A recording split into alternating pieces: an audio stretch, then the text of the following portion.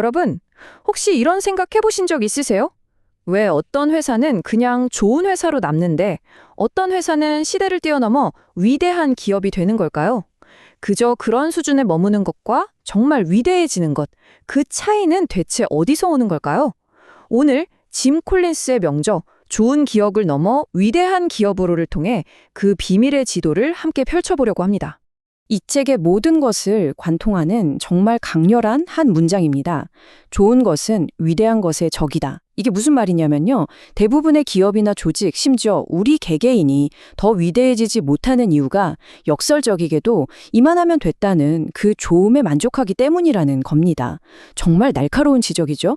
우리가 성공을 바라보는 관점 자체를 흔들어버리는 질문이에요. 실제로 한번 주위를 둘러보세요.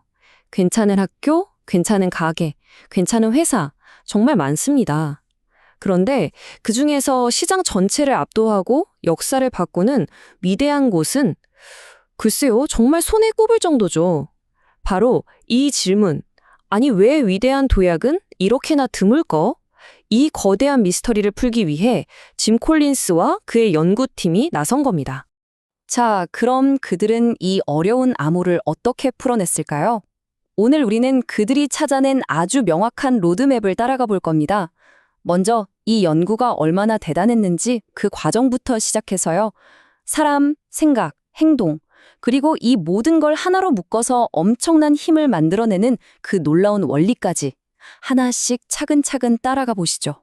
본격적인 이야기에 앞서서 이거 하나는 꼭 짚고 넘어가야 합니다. 이 연구의 스케일이요. 이건 그냥 성공한 회사 몇 개 모아서 쓴 그런 이야기가 절대 아니에요. 수십 년치 데이터를 파고 또 파고든 아주 철저하고 과학적인 탐구의 결과물이거든요. 연구팀이 분석한 회사가 무려 1,435개입니다. 그것도 그냥 회사가 아니라 포춘 500대 기업을요. 그리고 이 회사들의 40년치 성과를 샅샅이 다 뒤졌다고 해요. 어마어마하죠. 말 그대로 데이터라는 거대한 산 속에서 진짜 보석을 캐내는 대장정이었던 셈입니다. 그렇게 해서 찾아낸 결과가 정말 놀랍습니다. 이 까다로운 기준을 통과한 회사는 딱 11개였는데요. 이 위대한 기업들은 전환점을 맞이한 뒤 15년 동안 주식 수익률이 시장 평균보다 무려 6.9배나 높았어요. 이게 얼마나 대단한 거냐면 당대 최고의 경영자로 불렸던 잭 웰치의 GE보다도 2배 이상 높은 그야말로 경이로운 성과였습니다. 자, 그렇다면 그들이 발견한 첫 번째 비밀은 과연 뭐였을까요? 보통 기발한 전략이나 혁신적인 기술 같은 걸 떠올리시겠죠? 그런데 아니었습니다.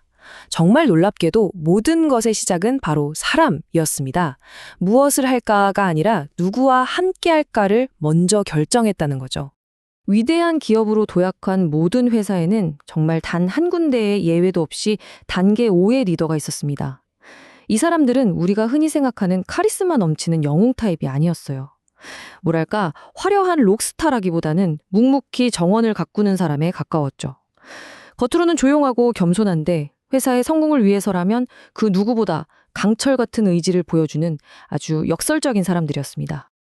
이 리더들의 특징을 아주 잘 보여주는 비유가 바로 창문과 거울입니다. 일이 잘 풀려서 성공하면 창밖을 내다보면서 우리 팀원들 덕분입니다. 운이 좋았습니다. 라며 공을 다른 사람에게 돌리고요. 반대로 일이 잘못되면 거울을 보면서 모든 건 내 책임입니다. 라고 말하는 거죠. 정말 멋지지 않나요?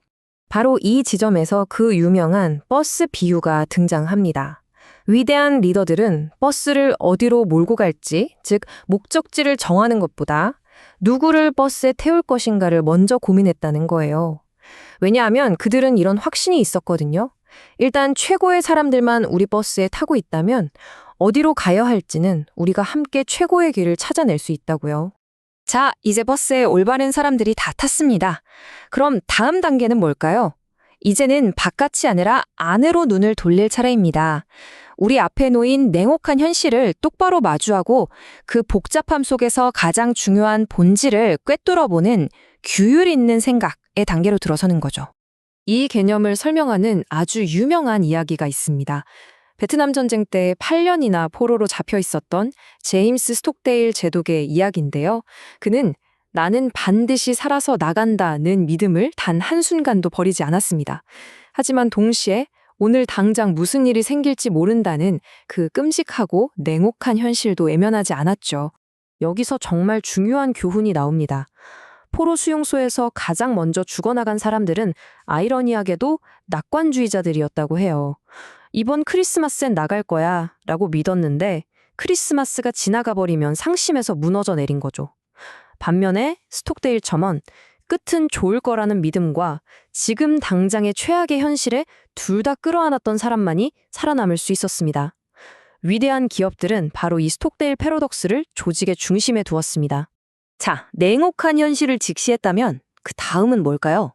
바로 이 복잡한 세상 속에서 우리가 가진 모든 에너지를 쏟아부을 단 하나의 원칙을 찾아내는 겁니다. 이걸 고슴도치 컨셉이라고 부르는데요. 이름이 좀 귀엽죠.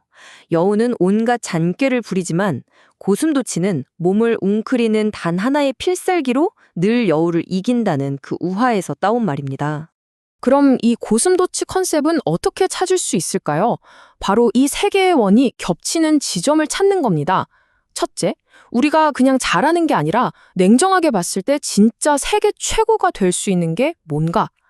둘째, 우리 회사에 돈을 벌어다주는 가장 핵심적인 동력, 즉 X당 이익이 뭔가? 그리고 마지막으로 우리 구성원들의 가슴을 뛰게 하는 열정은 어디에 있는가? 이 세 가지가 딱 겹치는 그 지점, 거기를 찾아내는 게 핵심입니다. 이 표를 보시면 이해가 쉬울 거예요. 예를 들어 약국체인 월그린은요, 원래는 매장 하나당 이익을 중요하게 봤어요. 근데 이걸 버리고 고객 한 명 방문당 이익으로 바꿨습니다. 이게 무슨 차일까요? 한 번 온 고객한테 물건을 많이 파는 것보다 고객이 우리 가게에 더 자주 오게 만드는 게 더 중요하다고 판단한 거죠. 그래서 어떻게 했냐? 사람들이 가장 들르기 쉬운 길모퉁이의 매장을 집중적으로 내고 편리성을 극대화하는 전략을 썼습니다. 결과는 대성공이었죠. 자, 이제 규율 있는 사람들과 규율 있는 생각이 준비됐습니다. 그럼 이제 이걸 꾸준한 성과로 만들어야겠죠? 바로 규율 있는 행동이 필요합니다. 근데 여기서 규율이라고 하면 왠지 딱딱한 규칙이나 통제, 관료주의 같은 게 떠오르시죠? 하지만 짐 컬린스가 말하는 규율은 그 정반대에 가깝습니다. 대부분의 회사는 커지면서 규칙을 늘리고 통제를 강화하잖아요. 근데 그러면 똑똑하고 유능한 사람들은 답답해서 떠나버립니다. 위대한 기업들은 반대로 했어요. 고슴도치 컨셉이라는 명확한 원칙 안에서 사람들에게 최대한의 자유와 책임을 주는 규율의 문화를 만든 거죠. 통제를 위한 규율이 아니라 오히려 자유를 주는 규율인 셈입니다. 그리고 규율 있는 행동의 또 다른 핵심은 바로 하지 않을 일을 목록을 만드는 겁니다. 우리 보통 투두리스트는 열심히 만들잖아요. 근데 이 회사들은 Stop Doing List, 즉 그만둘 일 목록을 더 중요하게 생각했어요. 아무리 좋아 보이는 기회라도 우리의 고슴도치 컨셉, 그 세 개의 원 안에 들어오지 않으면 과감하게 아니요 라고 말하는 거죠. 그래야 진짜 중요한 일에 모든 에너지를 쏟아 부을 수 있으니까요. 자, 그럼 이 모든 것들, 즉 올바른 사람, 규율 있는 생각, 규율 있는 행동이 다 합쳐지면 도대체 어떤 일이 벌어지는 걸까요? 그 마지막 퍼즐 조각이 바로 플라이휠이라는 아주 강력한 비유입니다. 여기서 중요한 건 위대한 기업으로의 도약은 결코 하루아침에 짠! 하고 일어나는 혁명이 아니었다는 점입니다. 아주 크고 무거운 쇳덩어리 바퀴, 플라이휠을 한번 상상해 보세요. 처음에는 온 힘을 다해 밀어도 정말 꿈쩍도 안 합니다. 하지만 포기하지 않고 한 방향으로 꾸준히 계속 밀다 보면 아주 조금씩, 아주 서서히 돌기 시작하죠. 그렇게 계속 밀면 바퀴는 점점 더 빨리 돌다가 어느 순간에는 자체의 어마어마한 힘으로 미친 듯이 회전하게 됩니다. 밖에서 보면 우와, 저 회사 갑자기 대박 났네 하겠지만 안에 있는 사람들은 아는 거죠. 이건 갑작스러운 기적이 아니라 수많은 노력이 쌓이고 쌓여 만들어진 당연한 결과라는 걸요. 그런데 말이죠. 위대해지지 못한 회사들은 정반대의 길을 갔습니다. 바로 파멸의 올가미에 빠진 건데요. 이 회사들은 플라이휠을 꾸준히 미는 지루한 과정을 견디지 못했어요.